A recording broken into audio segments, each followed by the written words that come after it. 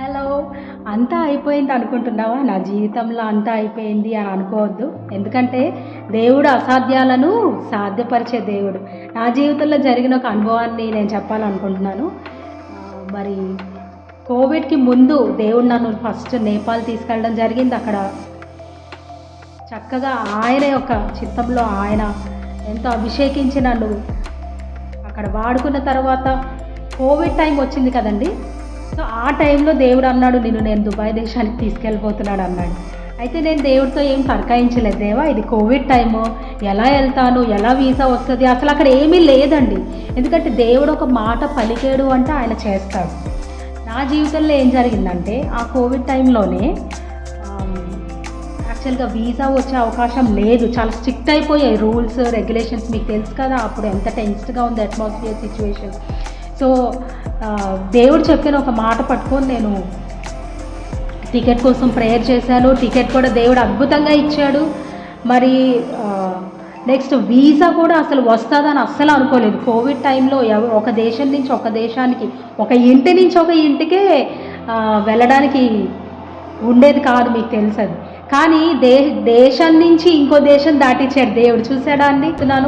దేవుడు అసాధ్యాలను సాధ్యపరిచే దేవుడు.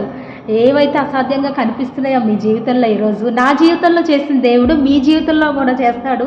మీరు నమ్మండి, చక్కగా విశ్వాసంతో ఉండండి అని నేను మీకు ఎంకరేజ్ చేస్తాను ఈరోజు. అయితే వీసా వచ్చింది. తర్వాత ఎయిర్పోర్ట్లో టికెట్ బుక్ అయిపోయింది. ఎయిర్పోర్ట్లో ఉన్నాను, ఇంకా విమానం ఎక్కాలి. అయితే ఫ్లైట్ పోవడానికి ముందు అక్కడ మరి మన బ్యాగేజ్ కౌంటర్స్ దగ్గర మన పాస్పోర్ట్ అన్నీ చెక్ చేస్తారు కదండి. అక్కడ పోలీసులు నన్ను ఆపారు.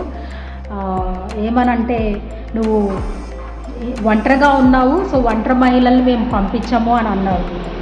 అలా అనేసరికి దేవుడితో నేను ఒకటే అన్నాను, దేవా, ఇది నీ చిత్తం ద్వారా నువ్వు నన్ను తీసుకెళ్తున్నావు అయ్యా, కాబట్టి ఇక్కడ నువ్వే నీ కార్యాన్ని నా పట్ల కనపరుచుకో అని మనసులో చిన్న ప్రార్థన చేసుకొని నిలబడి ఉంటే ఏమైందో తెలియదు. ఒక 10 నిమిషాల్లోపు ఆ పోలీసులు వెంటనే నిన్ను మేము పంపించాలనుకుంటున్నాం. మామూలుగా అయితే మాకు ఇక్కడ రూల్ అలా ఉంది, కానీ నీ కోసం మేము రూల్ బ్రేక్ చేసి ఆ రూల్ని పక్కన పెట్టి మేము పంపిస్తున్నామని చెప్పాను. నేను దేవుణ్ణి ఎంత స్తుతించి ఆనందించాను. అయితే ఇంకోటి కూడా వాళ్ళు అడిగారు, నువ్వు దుబాయ్కి వెళ్తున్నావు కదా, ఆ దుబాయ్ దేశానికి సంబంధించిన డబ్బులు నీ దగ్గర ఉన్నాయా అని అడిగారు. ఒక 10,000 అన్నా ఉన్నాయా అని అడిగారు. నేను అన్నాను, ఆ దీరామ్స్, ఆ దుబాయ్ దేశం యొక్క డబ్బులు నా దగ్గర ₹1 కూడా లేదు అని అన్నాను. నేను విశ్వాసయాత్ర చేస్తున్నాను కదండి. సో వాళ్ళకి చెప్పాను, అదే నా దగ్గర అయితే లేవండి, ఆ దేశం డబ్బులు నా దగ్గర లేవని చెప్పాను ఆ పోలీసులకి. చెప్పినప్పుడు వాళ్ళు వెంటనే నన్ను, సరే మిమ్మల్ని మాత్రమే మేము పంపించాలనుకుంటున్నాము అని స్టాంప్ వేసేసి నన్ను పంపించేశారు.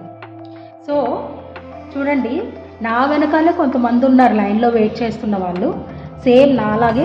కానీ వాళ్ళందరికీ రిజెక్ట్ చేశారు. వాళ్ళందరినీ వెనక్కి ఇంటికి పంపించేశారు, కానీ నన్ను ఇంటికి పంపించలేకపోయారు. ఎందుకంటే దేవుణ్ణే నేను ముందు పెట్టుకున్నాను, దేవుణ్ణే నేను నమ్ముకున్నాను, ఆయన చెప్పిందే చేస్తున్నాను, ఆయన చిత్తాన్ని నెరవేరుస్తున్నాను. కనుక నాకు తెలుసు దేవుడు అద్భుతం చేస్తాడని. మనం ఆయన చిత్తం చేస్తామో, ఎప్పుడైతే ఆయనకి దగ్గరగా ఉంటామో దేవుడు మనకు అన్నీ అసాధ్యపరుస్తాడు. అసాధ్యాలన్నీ కూడా సాధ్యము చేసే దేవుడు.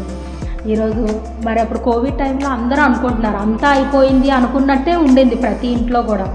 ఇంకా అంతా అయిపోయింది, జీవితం ఒక ఎండ్కి వచ్చేసింది అనుకున్న టైంలోనే దేవుడు నన్ను ఆ టైంలో తీసుకెళ్ళి హెచ్చించి వాడుకోవడం అన్నది అది ఆయన చేసిందే తప్ప మానవులు ఎవరు చేయలేదండి.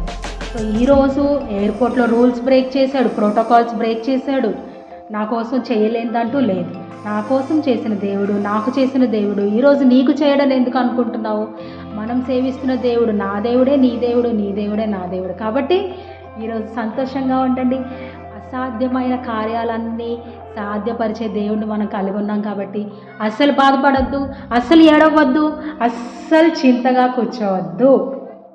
చక్కగా ఒంటరిగా వెళ్ళి తలుపు వేసుకొని ప్రార్థనలో ఉండండి, వాక్యం బాగా చదవండి. సరేనా అండి? చూడండి, కీర్తనలు 1లో ఉంది కదా, యెహోవా ధర్మశాస్త్రమును అనుసరించుచు దివారాత్రములు దానిని ధ్యానించేవాడు ధన్యుడు, అతని చేయదన సఫలమగును. మీరు చేసేవన్నీ సఫలం అవ్వాలంటే మీరు దివారాత్రం వాక్యం ఎక్కువ చదవండి, ప్రార్థనలో ఎక్కువ ఉండండి, దేవునితో గడపండి. మీకు జరగాల్సిన కార్యాలన్నీ ముందుకు జరిపిస్తాడు దేవుడు. ఆయన మీద మీ ఫోకస్ పెట్టండి, ఓకేనా? మీ ఫోకస్ ఎక్కడ పెడతారు? మీ మనసు, మీ యొక్క గురి ఎటువైపు పెట్టాలంటే యేసయ్య మీదే పెట్టండి. దేవుడు మీకు కూడా, నాకు చేసిన దేవుడు మీకు కూడా చేస్తాడు. మనం అందరం ఒకే దేవుడిని కలిగి సేవిస్తున్నాం కనుక అస్సలు బాధపడకండి. బాధపడుతూ మీ ఆరోగ్యం పాడు చేసుకోవద్దు, టైం కూడా వేస్ట్ చేసుకోవద్దు. దేవుడు మిమ్మల్ని దీవించింది కాక.